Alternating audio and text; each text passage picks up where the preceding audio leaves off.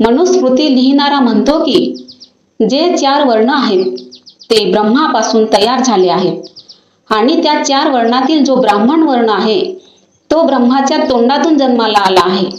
क्षत्रिय ब्रह्माच्या भुजातून जन्माला आला व ब्रह्माच्या जांघेतून वैश्य जन्मास आला आणि ब्रह्माच्या पायातून शूद्र जन्मास आला.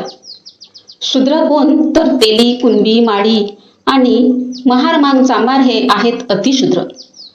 कोण्या एका माणसाच्या ब्रह्माच्या पायातून, त्याच्या तोंडातून, भुजातून, जांघेतून कोणी जन्म घेऊ शकतो हे ऐकायलाच किती वेगळं वाटते. या भारतातच असे कसल्या प्रकारच्याही गोष्टी घडू शकतात.